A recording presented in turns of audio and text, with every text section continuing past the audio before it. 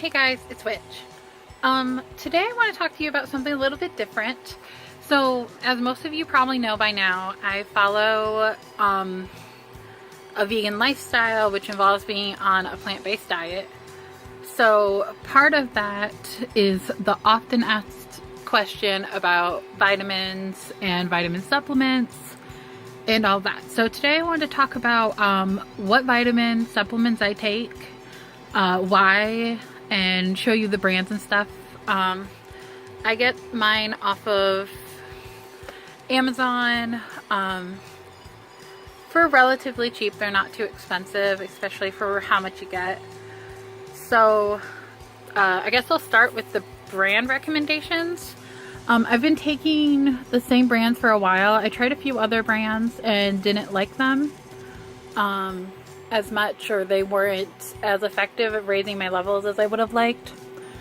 So first of all, I take vitamin D, and this is the one I take. Sometimes it can be kind of hard to find, so it's backwards because I'm using my front camera, but the brand is Seeking Health, 5,000 IUs of vitamin D3. They say vegetarian, but they're vegan. And you get 100 capsules, and you can buy 2 and 3 packs, I believe. And I usually go with that because it's a lot cheaper. So yeah, it's just got, like vitamin D3. I take such a high value. Most people don't need this much. I take such a high value because when I went to see my doctor to get my vitamins tested, I had an extremely low vitamin D. And a lot of that is because I live in a place without a lot of sunshine, which pretty much everyone north of, the equator should probably be taking a vitamin D supplement. But yeah, I really needed it, so I got that. And I'll go more into why you need these vitamins in a second. The only other supplement I take is B12, and I use Deva, D-E-V-A, vegan B12. And this is 90 tablets, and it's 1,000 mcg, which I believe is like micrograms. So it says to take one daily, but I personally don't. I take one every other day or every 3 days. And the reason I do that is because it's 1,000 micrograms. Somebody my age only needs 2.4 micrograms a day. So according to the math on here, it's over 16,000% of your daily value in one of these. And I was showing symptoms of B12 overdose, so I started taking it less, and it really helped, taking it slightly less. So I recommend testing it out if you're new to them and figuring out what works for you. But yeah, this is what the bottle looks like, and it's very important. So I want to go into why I take those two. And the main reason I take those two, as I explained with the vitamin D, my vitamin D was really low. And part of that is because where I live, like I said, it's not sunny most of the year. And when it is sunny, it's not sunny for like super long or anything. So, and it's really hard to get all your vitamin D from the sun anyways. Yeah. And well, I do eat food that has vitamin D supplemented in it. Not enough, I guess. I don't know. So yeah, basically I wasn't getting enough, and I recommend having your doctor check your vitamins, especially if you're a vegan and you're not sure if you're getting everything you need. The reason I take B12 is because our bodies don't naturally produce B12, and it can only be found, from my understanding, naturally in animal products, which I don't eat because I'm a vegan. So because of that, I supplement my B12. And you can get enough B12 through supplemented foods if you really like make sure you're balancing your diet properly and stuff. I personally just want to guarantee I'm getting it without you know, having to worry about checking what supplements are in my food and blah blah blah. So I just don't worry about it. I just take the supplement and that's it. With the B12, you want, I did a lot of research on this, and you really want the kind that dissolve under your tongue, which is what these are. And just so you know, these don't taste bad. They're kind of chalky, but they don't taste bad. So you dissolve it under your tongue. And the reason you want to do that is because it's the best way to get your body to like take it in properly, I guess. So B12 tablets that you swallow aren't going to be as effective. So you're not getting as much from them as you would be from one that dissolves under your tongue specifically. So, why are these vitamins important?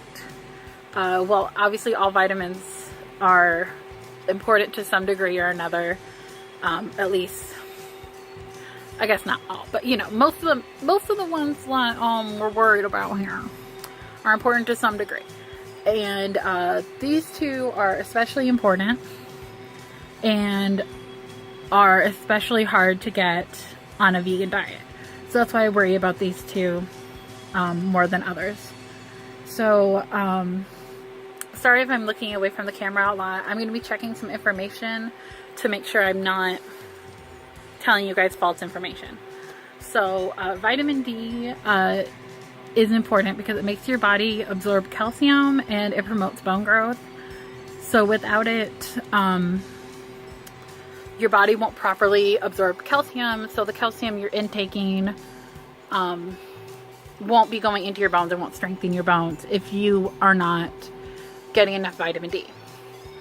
And as a result of that, you know, you can get osteoporosis, kids can get rickets, you know, there's a lot of issues that come from that. Easier spraining, easier breaking, all sorts of issues that can come from that. So, there's other functions that it does in the body, within your organs and stuff. But that's the main thing, is it helps your body absorb the calcium that you need. So, B12, this is kind of the hot button vitamin among vegans.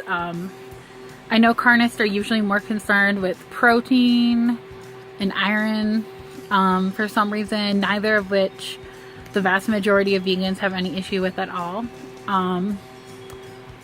Like, I feel like you really have to work to be having a protein deficiency. Like, I feel like you gotta be trying. Like, who even got that? Nobody got that. Nobody got that. Like, 2 people got that.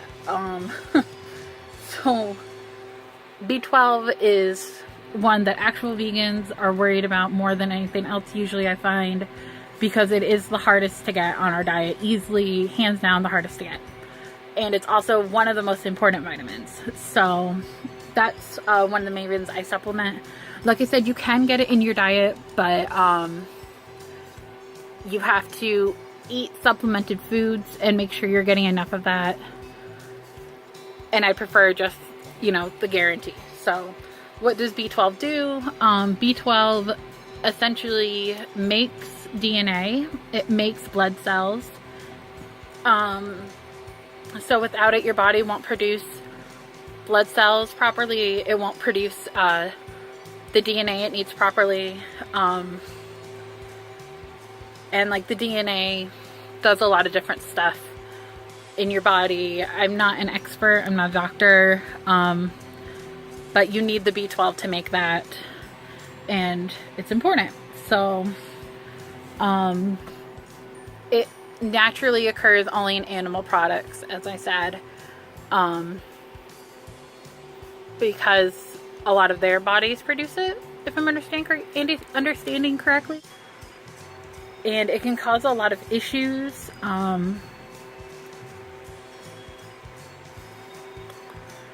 I've heard some horror stories about B12 deficiencies and what they have caused for people, especially children.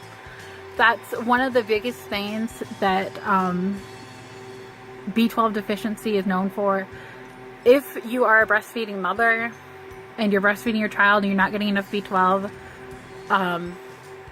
your child isn't getting enough B12. It will be malnourished, and they have had babies die because of that.